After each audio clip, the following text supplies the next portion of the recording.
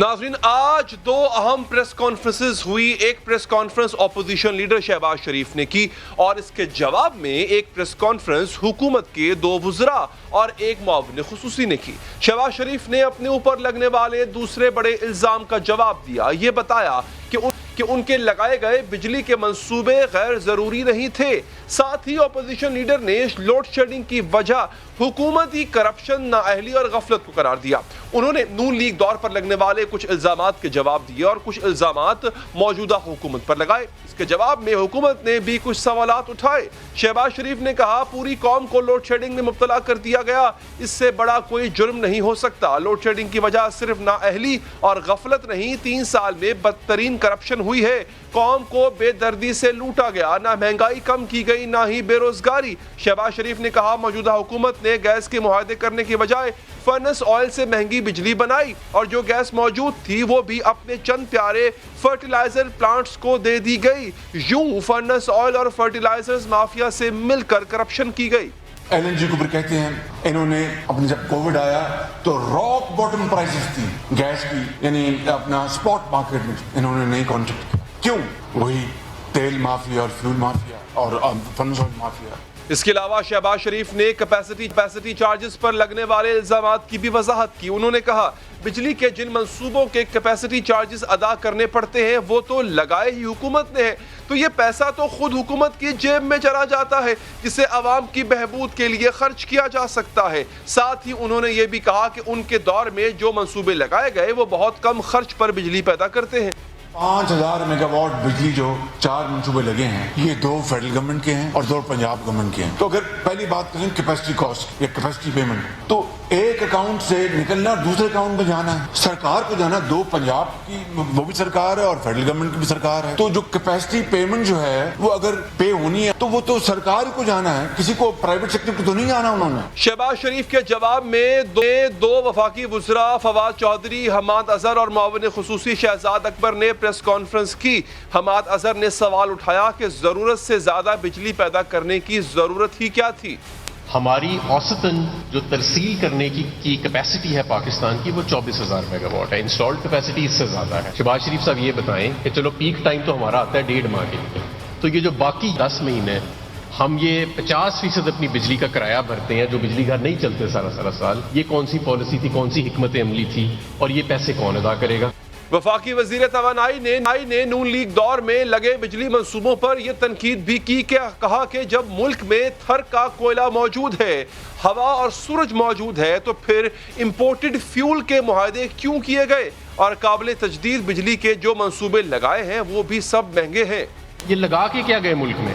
Imported fuel. आपका मुल्क जो है उसमें थर का कोयला मौजूद है, बिजली मौजूद है, हवा मौजूद है, सूरज मौजूद है, लेकिन हमें मिला इम्पोर्टेड RLNG के प्लांट्स। हमें मिला उस इम्पोर्टेड RLNG के प्लांट्स को चलाने के लिए टेक और पे के ऊपर टर्मिनल लगाना, उनको $2.5 लाख दिन का, एक दिन का यौमिया अदा करना, वो भी टेक और पे, यानी लो या ना लो किराया जरूर अदा करना। और फिर इंपोर्टेड कोयला भी लगा गए। और इंपोर्टेड कोयला कहाँ लगा के गए? साहिवाल के अंदर। यानी पहले कोयटा इंपोर्टेड जहाज आएगा कोयला का कराची में, कराची की बंदरगाहों में, वहां से मोटरवे पे या ट्रेन के जरिए चढ़ेगा और साहिवाल पहुंचेगा और ₹1.5 सिर्फ उसकी ट्रांसपोर्ट का खर्चा टैरिफ के अंदर। तो ये कौन सी हिकमत अमली थी? किस साइंसदान ने आपको ये मशवरा दिया था? वजीर तवानाई ने यह सवाल भी किया कि अगर शहबाज शरीफ दौर में लगे बिजली के मंसूबे वाकई सस्ते थे तो फिर गर्दिशी कर्जा क्यों बढ़ा?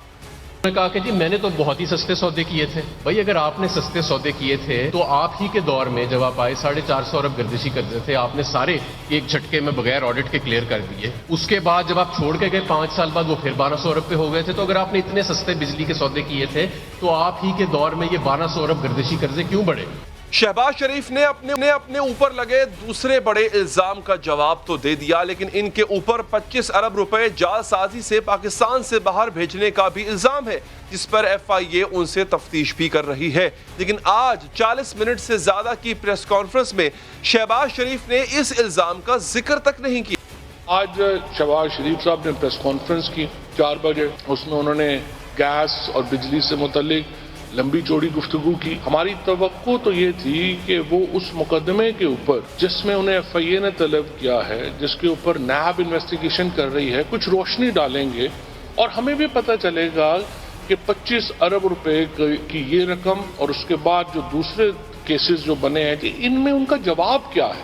جب آپ ان سے پوچھتے ہیں کہ آپ نے اتنے پیسے آپ کے اکاؤنٹ سے نکلے، وہ کہتے ہیں میں نے پنجاب میں میٹرو بنائی۔ اب سوال یہ ہے کہ نون لیگ اور حکومت میں سے کس کا موقف درست ہے اور کس کا غلط ہے؟ کیا واقعی نون لیگ دور میں بجلی کے غیر ضروری منصوبے لگائے گئے؟ کیا واقعی کیپیسٹی چارجز حکومت کی اپنی ہی جیب میں جا رہے ہیں؟ کیا واقعی پی ٹی آئی حکومت نے کسی کو نوازنے کے لیے گیس معاہدوں میں تاخیر کی؟ اور کیا واقعی نون لیگ کے لگائے گئے بجلی کے منصوبے اضافی اور غیر ضروری تھے؟ جواب لیں گے تحریک انصاف کے صداقت علی عباسی صاحب سے اور نون لیگ کی عظمہ بخاری صاحبہ سے، دونوں کا بھائی صاحب آغاز میں آپ ہی سے کرتا ہوں سر، یہ کیا آپ نے کیپیسٹی چارجز آپ بھر رہے ہیں مگر ساتھ میں آپ بجلی بھی مہنگی کرتے جا رہے ہیں۔ شہباز شریف صاحب نے جواب دے دیا کہ جو کیپیسٹی چارجز آپ لے رہے ہیں یہ تو حکومت کے کھاتے میں آ رہے ہیں، پہلے بھی آ رہے تھے اب بھی آ رہے ہیں، تو سر اگر آپ کو لگ رہا ہے کہ نہیں آنے چاہیے تو آپ عوام سے لینا بند کر دیں۔ علی حیدر بہت شکریہ۔ جب ہمیں گورنمنٹ ملی تھی تو جو کیپیسٹی چارجز ہم پرائیویٹ آئی پی پیز کو پے کر رہے تھے وہ تھے 400 ارب، 3 سال میں وہ ہو گئے 850 ارب اور اگلے 2 سال میں وہ ہو جائیں گے 1500 ارب۔ اب ہم ان کو ختم کیسے کر دیں؟ کیونکہ حکومت پاکستان نے سوورن گارنٹی دی ہوئی ہے اور 15 سال کے لیے یہ گارنٹی دی ہوئی ہے پرائیویٹ انویسٹرز کو کہ آپ آئیں پلانٹ لگائیں ہم آپ کو پیسے دیں گے۔ اب اگر یہ سارے پلانٹ ملا کے جو بجلی بنتی ہے وہ 37 سے 38 ہزار میگا واٹ ہے، اور جو یہ چھوڑ کے گئے ٹرانسمیشن جس کو ہم ترسیلی نظام کہتے ہیں، جو بجلی گھر سے بجلی ایک کنزیومر تک پہنچاتی ہے، فیکٹری تک پہنچاتی ہے، وہ 20 سے 22 ہزار میگا واٹ تھا۔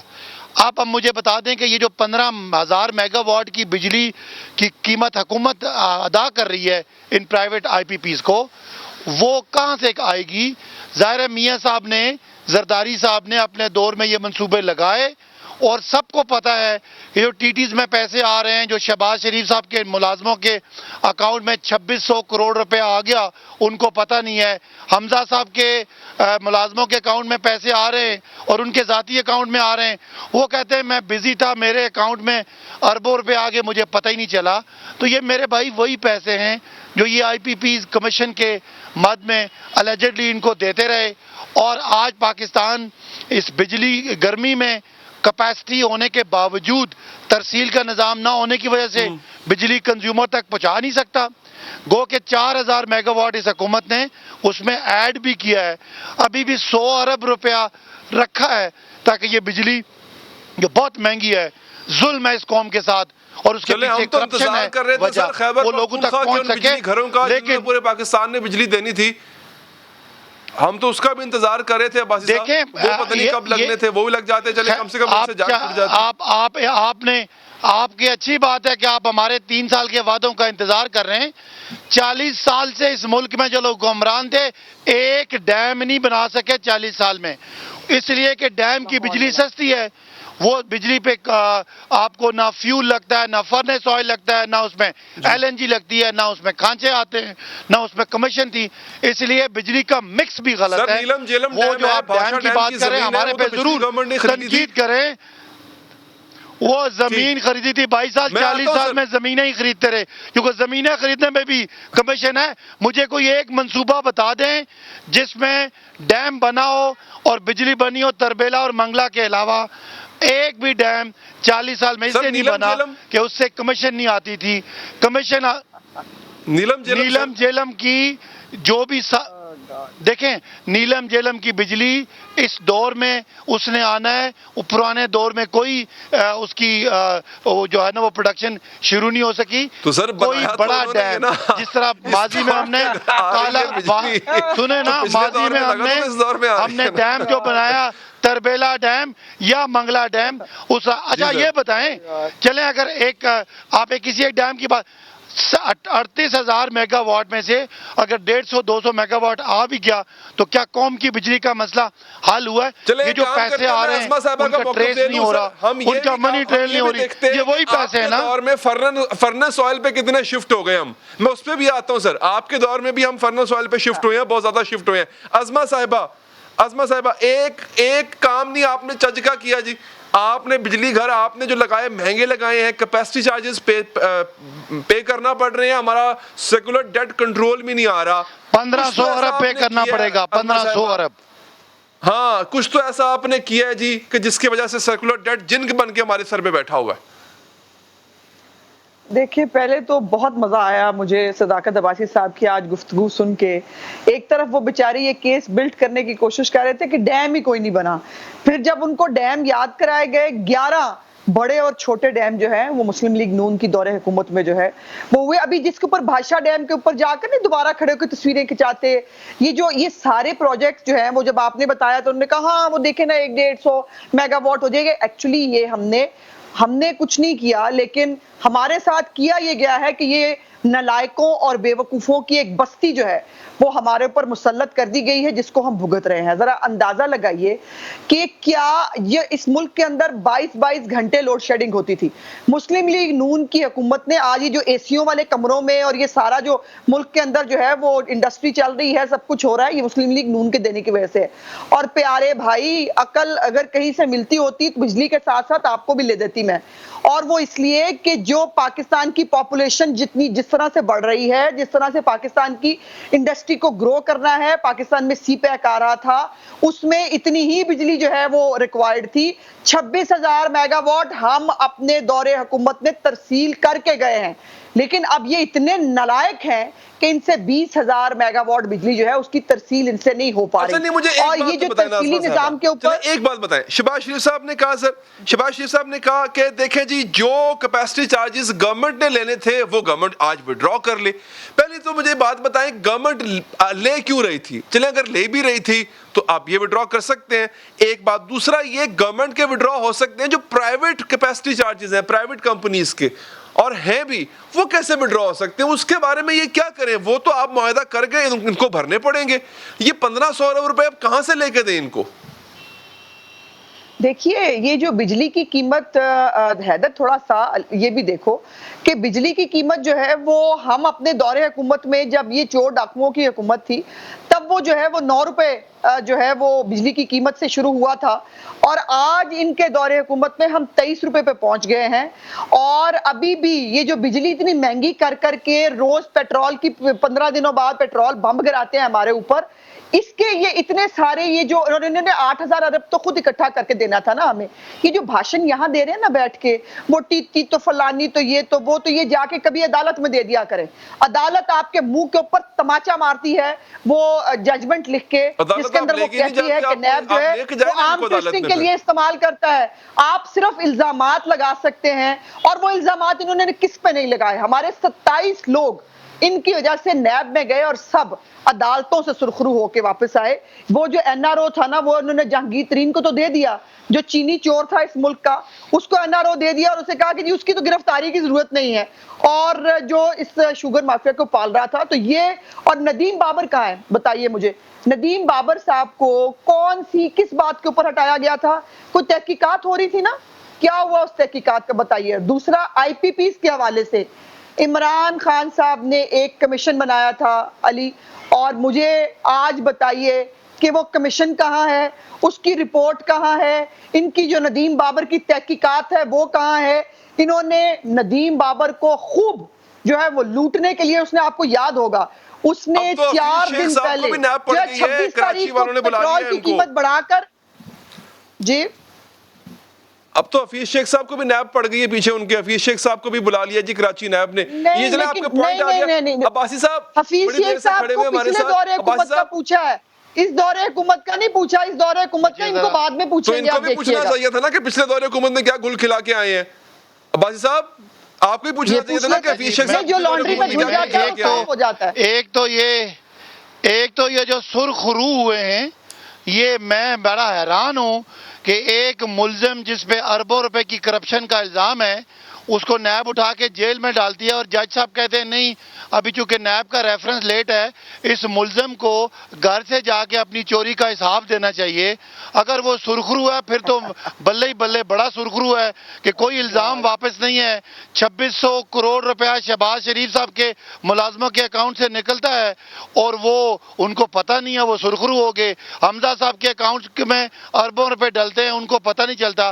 میری بہن عظمہ بخاری نے گو کہ تھوڑا سا جھوٹ بولا کہ 26,000 میگا واٹ انہوں نے کہا کہ ترسیل تھی، جو میں نے کہا 20 سے 22 تھی. چلے 26,000 بھی مانے تو آج آپ کے ٹی وی پہ مسلم لیگ نون کی جو ترجمان ہیں وہ مان گئی ہیں کہ 37,000 میگا واٹ بجلی بنتی ہے، 26,000 ترسیل ہوتی ہے.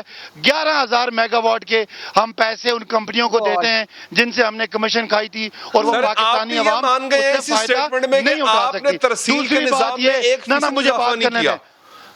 3 سال میں آپ بھی مان گئے ہیں سر. نہیں سنیں، نہیں میں بتا رہا ہوں کہ 4,000 میگا واٹ کا ہم نے اضافہ کیا. ایک اور انہوں نے بات کی کہ ہم 9 روپے کی بجلی تھی اب 23 روپے کی ہو گئی ہے.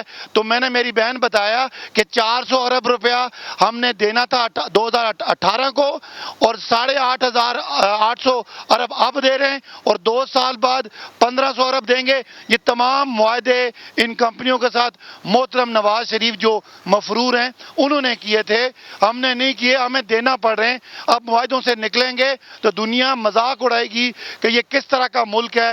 ایک وزیر اعظم ہم سے کمیشن لے کے وعدے کر کے ہم سے معاہدے کرتا ہے اور دوسرا توڑ دیتا ہے. آپ کی ہمیں پرواہ نہیں ہے، ملک کی پرواہ ہے. تیسری بات یہ کہ آپ نے یہ جو بات کی کہ جو 26,000 میگا واٹ کی، وہ آپ کی ایکسیپٹنس ہے، آپ نے مان لیا. اگر آپ نے کوئی ایک ڈیم سوائے زمین خریدنے کے، وہ مشرف کے دور سے، پیپلز پارٹی کے دور سے وہ منصوبے آ رہے ہیں، آپ نے صرف زمینیں خریدی ہیں جو آپ کا کام ہے. اچھا ایک بات اور بتائیں نا بھائی صاحب، ان کا الزام یہ بھی ہے کہ ایک منٹ میں کریکشن کروں. یہ نیلم جیلم کوئی ڈیم نہیں ہے. نیلم جیلم ان کو بتائیں، ڈیم میری بہن کچھ اور ہوتا ہے، رن آن ریور کچھ اور ہوتا ہے. یہ چلتے ہوئے پانی سے بجلی بنتی ہے، یہ ڈیم نہیں ہے. ذرا ڈیم کی ڈیفینیشن میری بہن ڈیفینیشن گوگل سے چیک کر. اچھا ٹھیک، آپ مجھے ذرا موقع دیجئے. علی ذرا موقع دیجئے. چلیں آپ یقین مانیے آج ایسے لگ رہا ہے کہ جو کوئی کسی بھینس کے آگے ہم بین بجا رہے ہیں. ان کو اتنا علم نہیں ہے، ان کو اتنا اندازہ نہیں ہے کہ جب یہ رپورٹ لے کے آتے ہیں نا، جب جو ان کو پڑھاتا ہے اپنے ٹیچر کو بدل لیں. آپ کا ٹیچر بہت نالائق ہے. اس نے آپ کو یہ نہیں بتایا کہ جو 36,000 میگا واٹ کا آپ نے یہ راگ الاپ رہے ہیں آپ، یہ میچور کب ہوا تھا. اور اپنے ذرا ٹیچر سے پوچھ لیجئے گا، ڈیم جو ہے وہ بڑا ڈیم جو ہے وہ کتنے سال میں بنتا ہے؟ وہ 5 سے 8 سال کے اندر بنتا ہے. لیکن آپ نے 350 چھوٹے ڈیم بنانے تھے کے پی کے اندر. آج 8 سال ہو گئے کے پی کے کی حکومت کو. مجھے ذرا بتا دیجئے کہ وہ 350 ڈیم جو آپ نے بنانے تھے وہ کہاں گئے؟ پہلی بات. دوسری بات یہ ہے کہ ہم نے بجلی کا جو نظام تھا، ہم جو ہے وہ آپ کی طرح کے شارٹ ٹرم سلیکٹڈ وزیر اعظم نہیں ہیں. ہم وہ تھے جو آگے کی سوچ رکھتے ہیں. پاکستان کو گرو کرنا تھا، سی پیک کو گرو کرنا تھا. انہی حرکتوں اور انہی باتوں کی وجہ سے اس ملک میں کوئی انویسٹمنٹ کرنے کے لیے تیار نہیں ہے. آپ کی اطلاع کے لیے کہ پاکستان کے اندر انویسٹمنٹ جو ہے وہ اس کے اندر 82% کمی ہوئی ہے بیرونی انویسٹمنٹ کے اندر. ان کی ان حرکتوں کی وجہ سے سی پیک ہوا. ان کی ان حرکتوں کی وجہ سے، ان باتوں کی وجہ سے جو ہے وہ کمیشن اور جا بھائی دینا ثبوت دو جا کے. یہ ایک منٹ علی خواجہ آصف کی جو ہے وہ بیل کے اندر جو ہے کورٹ نے لکھا، اس نے کہا کہ اس کے اوپر کوئی نہ جو ہے وہ قومی خزانے کو لوٹنے کا الزام ہے، نہ انہوں نے قومی خزانے کو نقصان پہنچایا. جو سعد رفیق کے انہوں نے کہا کہ نیب آرم ٹویسٹنگ کرتا ہے اپوزیشن کے لوگوں کو. جو اپنے احسن اقبال صاحب ہیں ان کے لیے کہا کہ انہوں نے ایسا کوئی کام نہیں کیا جس کے اندر کوئی کرپشن ہوتی ہو. شہباز شریف صاحب کو 2 دفعہ جو ہے وہ 5 بینچ جو ججز ہیں ان میں سے 4 نے یونانیمسلی کہا کہ ان کے اوپر کوئی الزام نہیں ہے، اور الزام جو ہے وہ نہ ہونے کی وجہ سے ان کو بیل ملی. کبھی آپ جو ہے وہ مجھے پڑھانے کی بجائے ذرا کسی دن اگر تھوڑا سا آپ کو جو ہے وہ وقت مل جائے تو مہربانی کر کے جو بیل کے جو پیپرز ہیں نا، جو ضمانتیں آئی ہیں، وہ ان کو شرم سے ذرا آپ کبھی پڑھ لیجئے گا، پھر گلے میں ڈال کے یا تکیے کے نیچے رکھ کے سوئیے گا، آپ کو کافی سکون ملے گا. میں آپ کا موقف آ گیا عظمہ جی. آپ دونوں کا بہت بہت شکریہ، آپ نے وقت دیا. یہاں پر ایک وقفہ لیتے ہیں. وقفے کے بعد ایک بڑی عجیب صورتحال ہے. حکومت اپنی ریویو پٹیشن کے آئے ہوئے فیصلے پر ایک اور ریویو کروانا چاہ رہی ہے اسی عدلیہ سے جو پہلے فیصلہ دے چکی ہے. بات کریں گے جسٹس قاضی فائز عیسیٰ کیس کے حوالے سے اس وقفے کے بعد.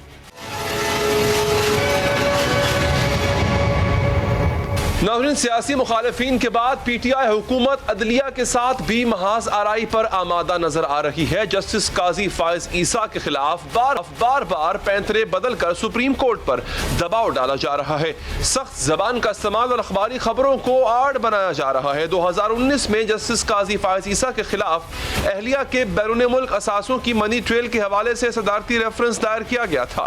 جسٹس قاضی فائز عیسیٰ نے صدارتی ریفرنس کے خلاف سپریم کورٹ کے جون 2020 کے فیصلے کے کچھ پیراگراف ان پر نظر ثانی کی درخواست دائر کی تھی اور رواں برس 27 اپریل کو سپریم کورٹ کے 10 رکنی بینچ کی اکثریت نے جسٹس قاضی فائز عیسیٰ نظر ثانی کی درخواستیں منظور کر لی تھیں. اور اب حکومت چاہتی ہے کہ سپریم کورٹ جسٹس قاضی فائز عیسیٰ نظر ثانی کیس کے فیصلے پر دوبارہ نظر ثانی کرے. یعنی سپریم کورٹ نے ایک فیصلہ دیا جس پر قاضی فائز عیسیٰ نے نظر ثانی کے لیے درخواست کی. عدلیہ اس کیس پر دوبارہ فیصلہ سنایا. اب حکومت چاہتی ہے کہ اس نظر ثانی شدہ فیصلے پر ایک اور نظر ثانی کی جائے جس کی پاکستان کی تمام عدالتی تاریخ میں کوئی مثال موجود نہیں ہے. لیکن حکومت پھر بھی بضد ہے کہ سپریم کورٹ جسٹس قاضی فائز عیسیٰ کے نظر ثانی فیصلے کے ایک بار پھر نظر ثانی کرے اور اس مقصد کے لیے سخت زبان سے لے کر اداروں کے درمیان استعمال تک سپریم کورٹ دباؤ ڈالنے کے لیے ہر حربہ آزمایا جا رہا ہے. جس کی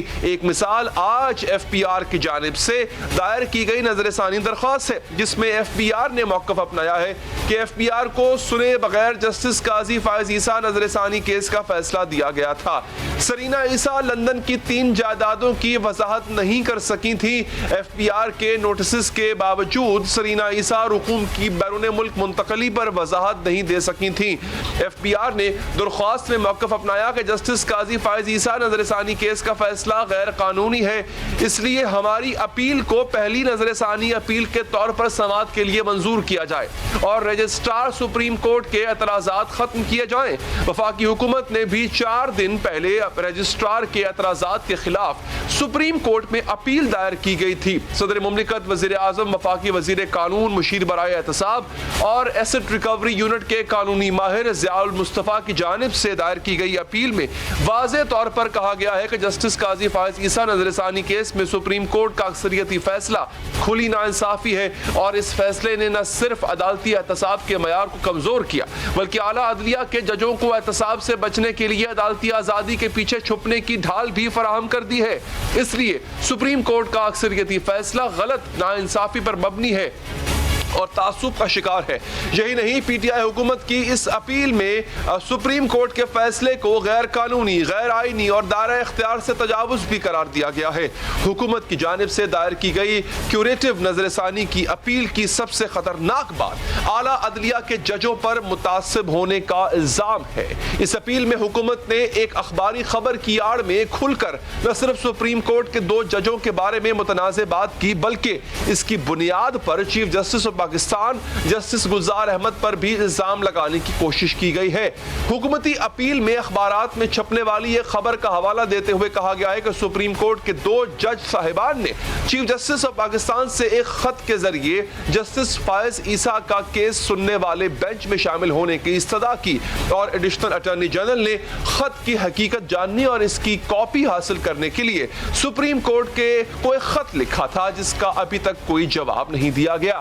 اسی خبر کو جواز بناتے ہوئے حکومت نے انصاف کے اعلیٰ ادارے پر کیچڑ اچھالتے ہوئے کہا کہ یہ اخباری رپورٹ جسٹس قاضی فائز عیسیٰ کی حمایت میں ادارے میں پائے جانے والے تعصب کے تاثر کی تصدیق کرتی ہے. اب نظر یہ آ رہا ہے کہ جسٹس قاضی فائز عیسیٰ کو ہٹانے کے لیے حکومت احتیاط کی تمام حدیں پھلانگ چکی ہے. اعلیٰ عدلیہ پر کھل کر تعصب برتنے کا الزام لگایا جا رہا ہے. 1.5 ماہ پہلے حکومت نے جسٹس قاضی فائز عیسیٰ نظر ثانی کیس کے فیصلے کے خلاف 5 نظر ثانی کی درخواستیں دائر کی تھی. چونکہ پاکستان کے آئین میں نظر ثانی کے فیصلے پر دوبارہ نظر ثانی کی کوئی گنجائش نہیں ہے, اس لیے حکومت نے ان اپیلوں کو کیوریٹو نظر ثانی کی درخواست قرار دیا تھا. لیکن رجسٹرار سپریم کورٹ نے ان اپیلوں کو اعتراضات کے ساتھ واپس کر دیا تھا. رجسٹرار سپریم کورٹ نے باقاعدہ نشاندہی کی کہ اس اپیل میں حکومت نے فلاں پیراگراف میں نازیبہ زبان استعمال کی ہے. ان اعتراضات کے بعد امید کی تھی کہ حکومت اگلی درخواست میں زبان میں بہتری لائے گی, لیکن اب سامنے آنے والی درخواستوں میں عدلیہ کے بارے میں مزید سخت الفاظ استعمال کیے گئے ہیں. حکومت کے اس اقدام کے کیا نتائج نکل سکتے ہیں؟ کیا سپریم کورٹ کیوریٹو نظر ثانی کی گنجائش نکالے گی یا حکومت کی یہ درخواست مسترد ہو جائے گی؟ بات ماہر قانون جناب حیدر وحید صاحب سے. بہت شکریہ حیدر وحید صاحب آپ کے قیمتی وقت کا. حیدر صاحب یہ سمجھ نہیں آیا مجھے, کیا پاکستان کے عدالتی تاریخ میں کوئی مثال ملتی ہے کہ نظر ثانی اپیل کا فیصلہ آ جائے اور اس پر دوبارہ نظر ثانی کی درخواست اس طرح کی جائے کہ عدالت سے کہا جائے کہ آپ اس پر سو موٹو ایکشن لے لیں؟ دیکھیں, کافی بدقسمتی سے کہنا پڑے گا کہ تھوڑی سی مذاکرہ خیز بات نظر آتی ہے. اس کی وجہ یہ ہے کہ دیکھیں انہوں نے کیوریٹو پٹیشن, جس کو یہ کیوریٹو ریویو کہہ رہے ہیں, آپ اسے دوسرا ریویو کہہ رہے ہیں, ان سبسٹنس یہ دوسرا ریویو تھا جو انہوں نے فائل کیا. جب رجسٹرار نے اس کو واپس کر دیا تو رجسٹرار کے اس فیصلے کے خلاف اب انہوں نے اپیل جو دائر کی ہے, یہ وہ ڈاکیومنٹ ہے جس کی آپ بات کر رہے ہیں. اس اپیل میں ان کا کہنا ہے کہ ہم نے تو محض انفارمیشن کورٹ کے سامنے رکھی ہے اور ہم نے یہ دوسرا ریویو نہیں فائل کیا, بلکہ ہم نے یہ انفارمیشن سامنے رکھی ہے تاکہ سو موٹو ایکشن اس پہ لیا جا سکے. اب علی حیدر صاحب, آپ مجھ سے زیادہ سمجھ بوجھ رکھتے ہیں, مجھے کوئی یہ بتا دے کہ سو موٹو تو سر جب ہوتا ہے جب آپ کو سنوائی عام پروسیجر میں نہ مل رہی ہو, یا پھر کوئی چیز جو آج تک سنی نہیں گئی ہو, سپریم کورٹ از خود نوٹس لے کہ نہیں اس کو سنا جانا چاہیے. تو مجھے بتائیے, جہاں پہ سپریم کورٹ میں 2 ججمنٹس آ چکی ہوں تو وہاں از خود نوٹس کس طرح بنتا ہے؟ از خود نوٹس تو لیا ہی وہاں جاتا ہے جہاں سنوائی نہیں کسی کو مل رہی ہو. دوسری بات یہ ہے کہ جب اس طرح کی چیز فائل کی جاتی ہے تو انڈین سپریم کورٹ سے بورو کر کے جو ہے دلیل یہ دی گئی ہے کہ سپریم کورٹ نے ایک دفعہ کیوریٹو ریویو جو ہے اور سو موٹو اور اس طرح کی بات کو جو ہے وہ کیا تھا, حالانکہ دوسرا ریویو وہاں بھی بارڈ ہے. لیکن وہاں یہ دیکھا گیا تھا کہ اس صورت میں بہت ہی ریئرسٹ آف ریئر کیسز کہا, اور پھر کہا جہاں پہ ڈیو پروسیس نہ ملا ہو, کسی کو آپ نے سزائے موت سنا دی اور وہ پارٹی تھا ہی نہیں کیس میں, آپ نے اس جج کے سامنے کیس چلایا جو اس میں انٹرسٹڈ تھا کیس میں, اور اس وقت یہ بات ڈسکلوز نہیں ہوئی تھی, آج ریویل ہو رہی ہے. یہ اس زمرے میں بات آتی ہے جو کہ انڈین سپریم کورٹ نے, اور یہ بات کو اس ریویو پٹیشن کہہ لیں, اس کو یا درخواست کہہ لیں یا انفارمیشن کہہ لیں, اس پہ بڑی سخت زبان استعمال کی گئی ہے پریویس ججمنٹ کے حوالے سے. یہاں تک کہہ دیا کہ یہ تو جی اسلامک جورسپروڈنس کے خلاف تھا جو آپ نے فیصلہ دیا, یہ بیسک ہیومن رائٹس کے خلاف ہے جو آپ نے فیصلہ دیا, یہ باعث ہے, یہ باعث تک کہہ دیا ججز کو وہاں پہ. تو اب یہ تمام چیزیں جو مطلب کہی جا رہی ہیں, جی دیکھیں علی حیدر صاحب, یہاں پہ یہ سمجھیں کہ پاکستان میں اس چیز کی کوئی جو ہے کوڈیفائیڈ سٹیچوٹری قانون یا آئین میں کوئی نوید نہیں ہے اس چیز کی. یہاں پہ جو بات کی جا رہی ہے وہاں پہ ہمیں بورو کرنا پڑے گا دیگر جورسڈکشن سے, جہاں پہ جو کرائیٹیریا فکس کیا گیا ہے اس طرح کے سو موٹو ایکشن کا, جہاں پہ ریویو ڈسمس ہو چکی ہو, وہ کرائیٹیریا بالکل مختلف ہے جس طرح میں نے آپ کو بتایا. تو اگر ہم وہاں سے بورو کرنے کی اجازت دے بھی دیں, جو کہ کورٹ دے سکتی ہے, تو وہاں کا کرائیٹیریا یہاں میٹ ہوتا نظر نہیں آ رہا. آلدو یہ اس کا فیصلہ تو اب سپریم کورٹ خود کرے گی کہ رجسٹرار نے جو ان کی ریویو واپس کر دی یہ کہہ کے کہ دوسرا ریویو بارڈ ہے سپریم کورٹ رولز میں, آئین میں گنجائش نہیں ہے, تو لہٰذا وہ فیصلہ رجسٹرار کا درست تھا, قانونی تھا, آئینی تھا یا نہیں تھا. اچھا حیدر صاحب, ایک بات میری سمجھ میں نہیں آ رہی ہے, آپ قانون کے بھی ماہر ہیں اور آپ حالات حاضرہ پہ بھی نظر رکھتے ہیں سر, واٹس دا ڈیسپریشن مجھے سمجھ نہیں آ رہی. یہاں پہ میں یہ دیکھتا ہوں, سانحہ ساہیوال آپ کو پتا ہوگا, معصوم لوگوں کو ان کے بچوں کے سامنے مار دیا گیا سر. اور وہاں پہ جو عدالت کا فیصلہ آتا ہے عدم ثبوتوں کی بنیاد پہ، اس میں ایک حکومت ریویو میں نہیں جاتی ہے اور یہاں پر ریویو کا بھی ریویو مانگ رہی ہے. What's the desperation? دیکھیں علی اظہر صاحب، دلوں کے حال تو ہم نہیں جانتے، لیکن شکر ہے کہ قانون میں ایک جو ہے کرائیٹیریا جو ہے مختص ہے کہ جہاں پہ نیتوں کا وہ جانچا جا سکے، چاہے سبجیکٹیولی نیت وہ ہو نہ ہو، لیکن جب آپ کچھ کانڈکٹ دکھاتے ہیں تو اس سے کچھ نیت جو ہے وہ جانچی جاتی ہے.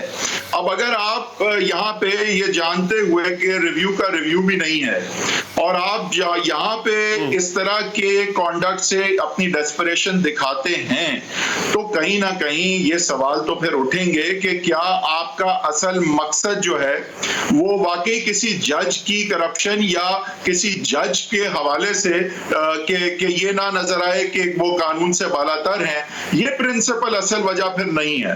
پھر اصل وجہ جو ہے وہ واقعی یہ ہے کہ آپ کسی بھی طرح سے جس بھی طرح سے چاہتے ہیں کہ یہ ایک جج اب بینچ کا حصہ نہ رہے، یہ چیف جسٹس نہ بنے، یہ جب الیکشنز ہوتے ہیں تو یہ چیف جسٹس نہ ہو، یہ چیف جسٹس بننے کے بعد جو ہے اس طرح کے معاملات نہ اس طرح چلائے جس طرح سے چلاتا آیا ہے. پھر یہی تاثر ہے جو لوگ لیں گے. مجھے نہیں پتا دلوں کے حال اور مجھے نہیں پتا کہ یہی نیت ہے یا نہیں، لیکن جب اس طرح کی چیزیں ہوں گی اور آپ کے سامنے آئیں گی، اور آپ نے جس طرح کہا کہ کتنے سنگین معاملات ہیں جہاں پہ اس طرح کی جانچ پڑتال، اس طرح کی جد و جہد نہیں نظر آتی حکومت کی طرف سے، تو پھر یہاں حیدر صاحب میں نے یہ پڑھی ہے درخواست، اس میں ایک چیز اور بڑی اسٹیبلش کرنے کی کوشش کی گئی، بار بار لکھا گیا وہاں پہ کہ جسٹس فائز عیسیٰ اور باقی ججز کو یہ تاثر مل رہا ہے اس فیصلے سے کہ جسٹس فائز عیسیٰ بھی قانون سے بالا تر ہے، وہ بھی جوڈیشل سکروٹنی سے بالا تر ہے، اور باقی ججز بھی اس سے بالا تر ہے. اور ٹارگٹ کیا جا رہا ہے کہ جناب چونکہ ججز خود کو جو ہے وہ ہر طرح کی سکروٹنی سے بالا تر سمجھتے ہیں، اس لیے یہ فیصلہ جو ہے پہلے والا فیصلہ آیا. یہ تاثر بھی بڑا عجیب و غریب دیا جا رہا ہے، حالانکہ بڑے ہی سخت سکروٹنی سے گزارا گیا جسٹس قاضی فائز عیسیٰ کو. اس سے پہلے بھی اگر کسی جج کے خلاف ایسا ہوا ہے تو یہ تاثر بھی ہمیں ملتا ہے سر اس پٹیشن میں. دیکھیں علی اظہر صاحب، ویسے تو اس میں کوئی شک نہیں کہ یہ تاثر جو ہے وہ بہت کنسرننگ ہے اور ایسا نہیں ہونا چاہیے. کوئی بھی ہولی کاؤ نہیں ہونا چاہیے، قانون سے بالاتر نہیں ہونا چاہیے. اور اگر یہ تاثر کوئی لینا چاہ رہا ہے تو اس کو یہ سمجھنا چاہیے کہ جب یہ پٹیشن، یہ ریفرنس پہلے سپریم کورٹ کے سامنے آئی تھی تو بے شک کہ ایک بیلنس ان کو کرنا تھا کہ ایک طرف ان کو دیکھنا تھا کہ کیا یہ ریفرنس عدلیہ پہ حملہ ہے، کیا اس کا اصل مقصد صرف ایک جج کو باہر رکھنا ہے کیونکہ وہ اس کی ایڈجوڈیکیشن سے خوش نہیں، یا پھر یہاں پہ زیادہ تاثر یہ جائے گا کہ اگر ایک جج کو ہم بچا لیتے ہیں تو لگے گا کہ جوڈیشری نے اپنے ہی جج کو بچا لیا اور وہ جج جو ہے وہ قانون سے بالاتر ہے. لیکن قانون سے بالاتر تو جج جب ہوتا نا اگر یہ ریفرنس جو ہے وہ بدنیتی پر مبنی نہ ہوتی. اگر یہ بدنیتی پر مبنی تھی تو پھر اس کو سنا نہیں جا سکتا تھا. اگر یہ بدنیتی پر مبنی نہ ہوتی تو پھر یہ ہوتا تو ظاہر ہے کہ یہ پھر امپریشن جاتا کہ ججوں نے جج کو بچا لیا. لیکن کیونکہ اس کو بدنیتی پر مبنی پایا گیا، لہٰذا اس کو عدلیہ پہ ایک حملہ پایا گیا، لہٰذا اس کو ایک جج کو باہر رکھنا اور الٹیریئرلی موٹیویٹڈ پایا گیا، لہٰذا یہاں یہ سمجھنا پھر مناسب نہیں ہے کہ ججوں نے اپنے ایک کو بچا لیا. ورنہ یہ تاثر جاتا تو بہت بدقسمتی کی بات ہوتی، کیونکہ ایسا نہیں ہونا چاہیے. کوئی کسی کو ہولی کاؤ نہیں ہونا چاہیے، نہ جج کو، نہ جنرل کو، نہ سیاستدان کو، نہ آپ کو، نہ مجھے. ٹھیک ہے، بہت بہت شکریہ حیدر وحید صاحب آپ کے قیمتی وقت اور آپ کی قیمتی رائے کا. ناظرین، امریکہ کے افغانستان میں آخری دن چل رہے ہیں، لیکن اس حوالے سے پاکستان کیا آنے والی ممکنہ طالبان حکومت کو قبول کرے گا؟ شاہ محمود قریشی کے بیان پر تبصرہ لیں گے جنرل ایڈم جو شعیب صاحب سے اس وقفے کے بعد. افغانستان میں امریکہ کا قیام آخری دموں پر ہے اور ملک کے زیادہ تر حصوں پر طالبان کے قدم جمتے جا رہے ہیں. افغانستان میں لڑائی کی وجہ سے بھارت نے قندھار سے اپنے قونصل خانے کے عملے کو واپس بلا لیا ہے. طالبان کا یہ دعویٰ ہے کہ انہوں نے افغانستان کے 85% علاقے پر کنٹرول حاصل کر لیا ہے اور افغان حکومت کی عملداری بس گنے چنے علاقوں پر رہ گئی ہے. اور یہ بات ظاہر کرتی ہے کہ افغانستان میں امن کا فیصلہ اس وقت تک صرف اور صرف طالبان کے ہاتھ میں ہے اور یہ طالبان اپنی عسکری اور سیاسی قوت کے درست استعمال کے ماہر بھی نظر آتے ہیں. नाज़रीन, 20 बरस मैदान जंग में गुजारने वाले तालिबान बहुत कुछ सीख चुके हैं, मामला फहम हो चुके हैं, अपने रवैये बदल चुके हैं। BBC के मुताबिक तालिबान की कतर से अच्छी दुआ सलाम है, कतर मुखालिफ सऊदियों से भी वर्किंग रिलेशनशिप है, ईरानी क़यादत से भी हेलो हाय है और तुर्कों से भी कोई ख़ास मखासमत नहीं है। रूसी भी इनके बारे में नरम गोशा रखते हैं। चीन भी इन्हें एक आमिल अफगान कुव्वत तस्लीम करता है और वस्ती एशियाई रियासतों को भी काबुल पर तालिबान के मुमकिना कब्जे से कोई ख़ास तशवीश नहीं होगी। अब तालिबान जंग के बजाय मुज़ाकरात के ज़रिए मसाइल हल करने पर यकीन रखते हैं। तहरीक तालिबान अफगानिस्तान के तर्जुमान सुहेल शाहीन ने कहा है, मुज़ाकरात की मेज़ पर जो भी फैसला होगा वो हमें कबूल होगा। माजी के तालिबान टीवी पर आने से भी गुरेजा थे। इनके बारे में तसव्वुर पाया जाता था कि वो तस्वीर बनवाने को गलत समझते हैं।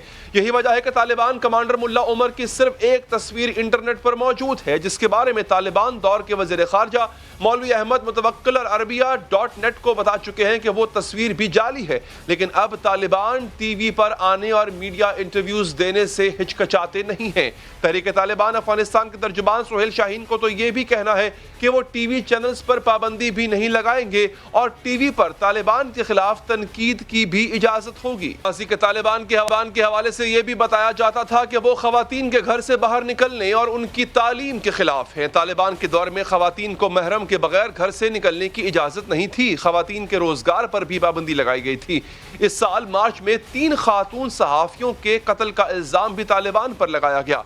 लेकिन अफगान तालिबान के तर्जुमान कहते हैं खवातीन को तालीम की भी इजाजत होगी और वो घर से बाहर भी निकल सकेंगी, बस इन्हें हिजाब पहनना होगा। साथ साथ ये बात भी नोट करने वाली है कि तालिबान ने गुफ्तगू करने का सिफारती अंदाज भी सीख लिया है। जब अफगान तालिबान के तर्जुमान से पाकिस्तान के एक बयान के हवाले से सवाल किया गया तो उन्होंने अपना इख्तलाफी मौक़िफ़ बयान करते हुए सिफारती तहजीब का भी मुजाहरा किया। करेंगे इसी हवाले से हमारे साथ मौजूद हैं जनरल रिटायर्ड अमजद शहफज़ जनरल साहब, बहुत शुक्रिया आपके कीमती वक्त का। जनरल साहब, ये बताइएगा कि अब मामला जा के सर्व रहे हैं तालिबान के हवाले से, और ये जो एक बड़ा अहम बयान जो आखिर में अभी इसका जिक्र हुआ, पाकिस्तान ने बता दिया है कि हम इस अमारात इस्लामी अफगानिस्तान जो कि डेफिनेटली तालिबान के अंडर होगी उसको हम कबूल नहीं करेंगे। सर, आपको नहीं लगता हम माजी में ये दावा कर चुके हैं कि हमारे फेवरेटीज नहीं होंगे, हमारी पसंदीदगी नहीं होगी, जो भी इक़्तिदार में आएगा हम उससे कबूल करेंगे, तो अब ये बयान क्यों? देखिए, मेरा ख्याल है जो शाह साहब ने बात की वो दुरुस्त नहीं, इस तरह नहीं है। इसका ये है कि हम ये चाहते हैं कि वहां पे हुकूमत जो आए वो अफगान अवाम की ताईद से आए, ताकि उस हुकूमत को पूरा मुल्क जो है वो उसको रिस्पॉन्ड करे और इस हुकूमत की रेट जो है वो अफगानिस्तान के एक एक इंच के ऊपर उसकी रेट हो। अगर वो इस तरह नहीं आएंगे, यानी अफगान अवाम की ताईद से हुकूमत नहीं बनेगी, तो नतीजा ये होगा कि मुख्तलिफ जगहों से उस हुकूमत के खिलाफ बगावत शुरू हो जाएगी, प्रॉक्सीज बन जाएंगी, बाहर से मुल्क जो है वो अपने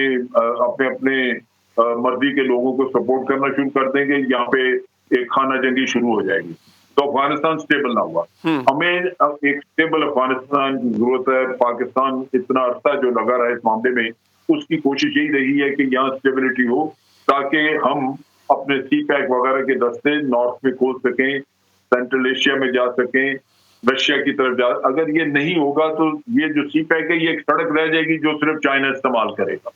तो इस वजह से हम चाहते हैं कि अफगानिस्तान में लड़ाई झगड़ा ना हो, वहां पे अमन हो। अच्छा, अमन के लिए ये जरूरी है कि ये मुज़ाकरात करके आपस में कोई ऐसा लाएमल तय करें जो सबको कबूल हो। अगर उसमें कल को इस्लामिक एमिरेट्स ही सारे एक्सेप्ट कर लेते हैं, सारे अफगानी कहते हैं कि जी हमें ये नाम जो तालिबान दे रहे हैं हमें यही चाहिए, ये होना चाहिए, और कबूल कर लेते हैं, तो हमें वही मानना होगा। हमारी तरफ एक ही रिक्वायरमेंट कि ताकत के बलबूते पे कब्जा न करें, बल्कि मफाहमत, बातचीत और उसके बाद एक इत्तेफाक राय पैदा करके आप लेकिन ऐसा लगता है कि अफगान गवर्नमेंट या अशरफ गनी की जो गवर्नमेंट है वो ये समझ चुकी है कि उनकी हुकूमत जा रही है, तालिबान आ रहे हैं। आपने सुना होगा वो अशरफ गनी का बयान जिसमें उन्होंने कहा कि अफगान तालिबान को चाहिए कि वो जब इक़्तिदार में आए तो वो ड्यूरेंट लाइन को कबूल ना करें। तो इससे दो बातें साबित होती हैं, एक तो पाकिस्तान दुश्मनी अशरफ गनी की वो साबित होती ही होती है, लेकिन दूसरा ये कि वो ये समझ चुके हैं कि ये जा रहे हैं, तालिबान आ रहे हैं। तो सर, जो इनएविटेबल है उसको कैसे रोका जा सकता है? देखिए जी, अशरफ गनी हालांकि प्रोफेशनल आदमी था, लेकिन उससे ज्यादा बेवकूफ और घटिया आदमी कोई साबित नहीं हुआ। उसने अपने सारे अंडे जो हैं वो इंडियन बास्केट में रखे ये रियलाइज नहीं किया कि पाकिस्तान एक मुख्तलिफ तरीके से अमन लाने की कोशिश कर रहा है अफगानिस्तान में। आज भी वो वही बात कर रहा है, जबकि ये वादे है कि जब तालिबान की हुकूमत पहले भी थी, जब वो हमने उनको रिकग्नाइज किया हुआ था, हम पे डिपेंडेंट थे उस वक्त भी उन्होंने ड्यूरल लाइन नहीं मानी। तो ये कौन सी ऐसी बात उनको बता रही है? ये सिर्फ अपना गुस्सा निकाल रहा है वो शख्स, और वो बेवकूफी की बुनियाद पे। असल किस्सा ये है कि तालिबान काबुल पे कभी कब्जा नहीं करेंगे। जनरल साहब बहुत बहुत शुक्रिया सर आपके कीमती वक्त का। आगे बढ़ेंगे नाज़रीन। सिर्फ एक शिकस्त ने तहजीब और शाइस्तगी की धज्जियां उड़ा दी हैं। सिर्फ एक शिकस्त से गोरों के महज़ब होने का नकाब उतार दिया। तवक्को नहीं थी कि यूरो कप की हार अंग्रेज शायकीन को शिद्दत पसंदी और नस्ली तासुब पर भड़का देगी। तवक्को नहीं थी कि अंग्रेज फुटबॉल शायकीन बदतरीन गुंडागर्दी पर उतर आएंगे। फतह का जश्न मनाने वाले अतालवी मेहमानों को ठुड्डों और घूसों से मारेंगे। तवक्को ये भी नहीं थी कि सिर्फ एक शिकस्त गोरों के अंदर मौजूद नस्ली तासुब और सहफामों से नफरत को बाहर ले आएगी। लेकिन ये सब हुआ गुज़िश्ता रात लंदन के वेम्बले स्टेडियम में यूरो कप के सनसनीखेज फाइनल के बाद, जिसमें इंग्लैंड और इटली दोनों ममालिक की टीमों ने शानदार खेल पेश किया। दोनों टीमें मुकर्ररा 90 मिनट में एक दूसरे के खिलाफ एक गोल ही कर सकीं, जिसके बाद इजाफी वक्त में भी कोई टीम गोल न कर पाई और मामला पेनल्टी शूट्स पर जा पहुंचा। और फिर पेनल्टी शूट्स में इटली ने इंग्लैंड को 3-2 से शिकस्त देकर फुटबॉल की यूरो चैंपियनशिप अपने नाम कर ली। नाज़रीन, अब यूरो कप मिलने की खुशी और शानदार फतह के बाद अतालवी शायकीन का खुश होना फितरी था। पूरे इटली में जश्न मनाया जाने लगा, आतिशबाजी भी की गई। अंग्रेज फुटबॉल शायकीन ये शिकस्त बर्दाश्त न कर सके और मुल्क में आए अतालवी यानी इटालियन मेहमानों पर हमला कर दिया। स्टेडियम में मौजूद इटली के शायकीन फुटबॉल पर बदतरीन तशद्दुद की वीडियोस भी सामने आ चुकी हैं, जिनमें नजर आ रहा है कि गुस्से से भिफरे अंग्रेज अतालवी फैंस पर लातों और घूसों से तशद्दुद है। गोरों का गुस्सा सिर्फ मारपीट तक ही महदूद नहीं रहा, बल्कि उन्होंने सड़कों पर तोड़ फोड़ भी की और बदतरीन अदम बर्दाश्त का मुजाहरा करते हुए इटली के कौमी परचम की तौहीन भी की। फतह और शिकस्त खेल का हिस्सा है और हर लिहाज से एक शानदार खेल था। होना तो ये चाहिए था कि शानदार खेल और आखिरी लम्हात तक फाइट पर इंग्लिश शायकीन अपने खिलाड़ियों को सराहते, इनका हौसला बढ़ाते, लेकिन ऐसा नहीं हुआ। बल्कि जो 3 सयाफाम खिलाड़ी पेनल्टी किक्स पर गोल नहीं कर सके थे, उनके खिलाफ सोशल मीडिया पर मुहिम चलाई गई। इन्हें नस्ली तासुब का निशाना बनाया जाने लगा। इनके खिलाफ नस्ल परस्ताना फिक्रे कसे जाने लगे। इंग्लैंड की जानिब से 3 पेनल्टीज पर गोल करने में नाकाम होने वाले खिलाड़ियों में मार्कस रैशफोर्ड, जडून सांचो और बुकायो साका शामिल हैं और तीनों सहफाम हैं। पेनल्टी शूट्स के मरहले पर 3 सहफाम खिलाड़ी बुकायो साका, मार्कोस रैशफोर्ड और जाडोन सांचो अपने पेनल्टी शूट्स पर गोल नहीं कर पाए थे। इसी बुनियाद पर इंग्लिश शायकीन की तरफ से इन सहफाम खिलाड़ियों को सोशल मीडिया पर बदसलूकी का सामना है। इन खिलाड़ियों के खिलाफ नस्ली तासुब का मुजाहरा करने वालों के खिलाफ बरतानवी हुक्काम का सख्त रद्द अमल भी सामने आ रहा है। वज़ीर आज़म बोरिस जॉनसन और फुटबॉल एसोसिएशन ने तासुब पर मबनी रवैये की मजम्मत की है।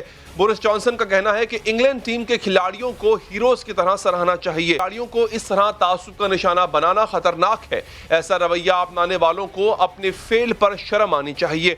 जबकि इंग्लिश फुटबॉल एसोसिएशन ने भी मजम्मत करते हुए बयान जारी किया है कि हम हर किस्म के इम्तियाज के खिलाफ हैं और हमें सोशल मीडिया पर नस्ल परस्ताना कमेंट्स के बायस धचका लगा है। हम ये वाज़ेह कर देना चाहते हैं कि ऐसे नफरत आमेज रवैया रखने वालों अफराद को इस टीम की हिमायत भी छोड़ देनी चाहिए। हम खिलाड़ियों की मदद करने के लिए हर मुमकिन हद तक जाएंगे और जिम्मेदारान को सख्त सजा देने की दरख्वास्त भी करेंगे। इस हवाले से पुलिस ने तहकीकात भी शुरू कर दी हैं। नाज़रीन, प्रोग्राम का वक्त यहाँ पर ख़त्म हो जाता है। मुझे दीजिए इजाज़त। अलाने के बाद